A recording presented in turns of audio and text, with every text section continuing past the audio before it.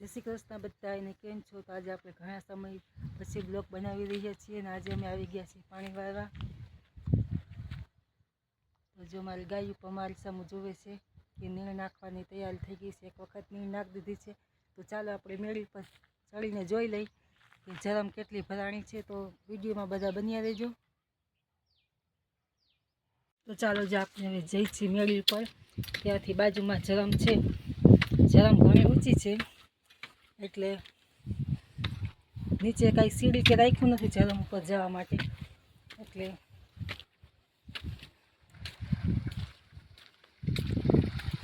તમે જોઈ શકો છો જરમ થોડીક જ દૂર છે અને આપણે 2 મોટરું ચાલે છે. ઘણા ખાના ભરાઈ ગયા છે. અડધો ફૂટ જેટલી ખાલી છે. તો આપણે પાણી ચાલુ કરી દઈએ. ચાલો તમને અહીંથી મેળી ઉપરથી આપણે વાડીનો નજારો દેખાડું.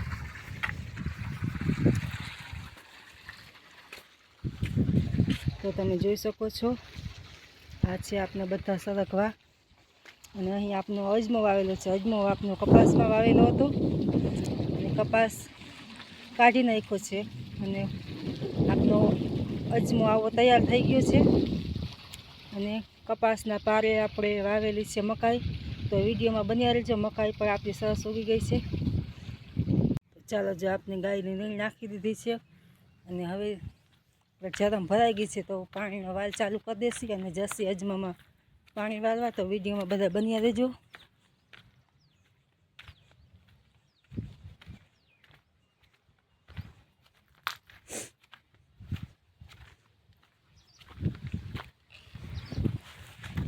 તો અહીં છે આપનો જરમનો વાલ. પાઇપ દેખાય તેમાંથી પાણી આવે છે.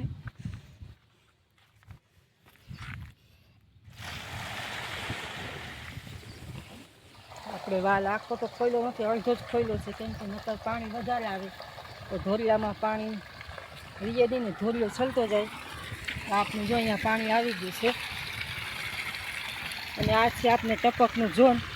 તો આપણે હમણાં આ વર્ષે ટપકની નળવી નથી પાથરી. તો જો પાણીનો ગજેડો અડધો વાલ ખોલ્યો ને તો આટલું પાણી આવે છે. કેમ કે 4નો પાઇપ નાખેલો હતો. જો પાણી થોડુંક વધારે આવે છે ને બાજુ સામેથી કાઢી નાખે છે.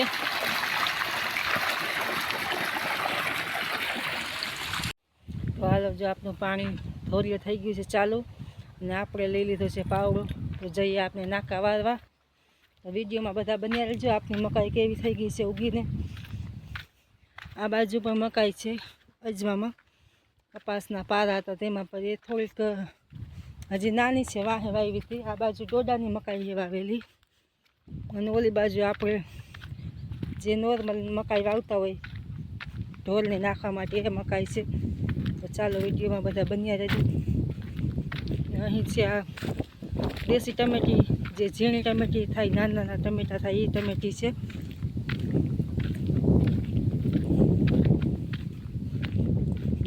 જો અડધો વાલ ખોલ્યો તો ધોરિયામાં ચિક્કાર પાણી જાય છે. આખો વાલ ખોલ્યો હોય તો આ ધોરિયામાં પાણી લીએ જ નહીં, એટલું પાણી ફૂલાવે.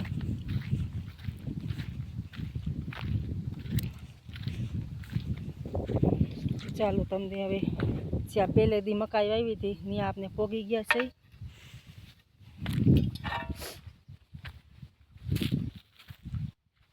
તો આ છે તમે જોઈ શકો છો નાની નાની મકાઈ. જે આ બધી મકાઈ છે વાવેલી અને આપણે ડોડાની મકાઈ પણ વાવેલી છે, જે બજારમાં મકાઈના પોટા વેચાતા હોય તે. અને એ થોડીક હજી વાહે વાવેલી છે 7-8 દિવસ, એટલે થોડીક હજી ઉગવામાં ઉગી તો ગઈ છે પણ આના કરતાં વાહે જ વાવેલી. એટલે આ સારી જો મકાઈ થઈ ગઈ છે સરસ, તમે જોઈ શકો છો.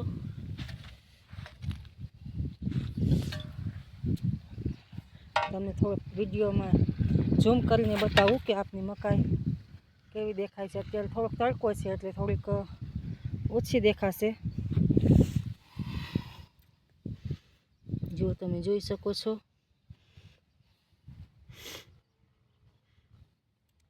આ બધી મકાઈ છે અને આ છે આપનો અજમો કપાસમાં વાવેલો. આ અજમો થોડો પાછેતરો છે બીજી વાડી અજમો વાવેલો છે એ બધો અજમો ફૂલે આવી ગયો છે, તમે જોઈ શકો છો। અને ચાલો હવે જઈએ પાણી વાળવા। પાણી પણ નાકે પોગી ગયું હોય છે। આ છે મરચીના છોડવા। પણ અમારું પાણી થોડુંક મોડું છે એટલે મરચી બહુ જોઈએ એવી ન થાય। તો આ બાજુ હજી મકાઈના કોટા ફૂટતા આવે છે, તો તમે જો જોઈ શકો છો આવા હજી નાના નાના મકાઈના કોટા છે, કેમ કે આ બાજુ પર થોડીક પાછેથી વાવેલી હતી। બધી મકાઈ હાથેથી ચોપીને જ વાવી હતી આપણે, એક એક રીતને છેટે।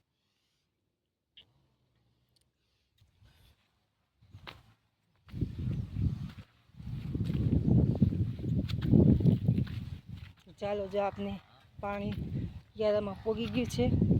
આ બાજુ થોડી કાંકરાવાળી જગ્યા છે એટલે થોડીક મકાઈ ને પાણીની ખેંચ પડે એટલે થોડીક ઓછી હોઈ ગઈ છે। તો વિડીયોમાં બધા બન્યા રહેજો।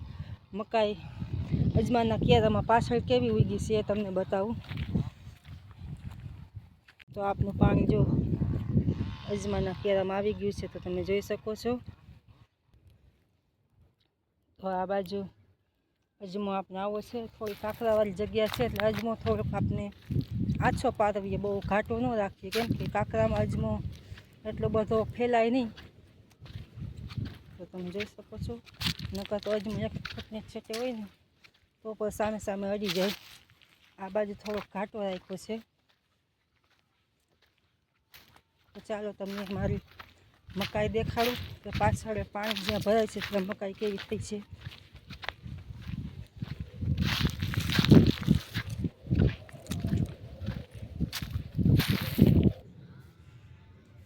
તો આ બાજુથી મકાઈ આવી થઈ, તમે જોઈ શકો છો। હલકો છેડે બધું પાણી આમનું ભેગું થાય, હલકો થોડીક મકાઈ એકદમ ઉગી ગઈ છે સરસ।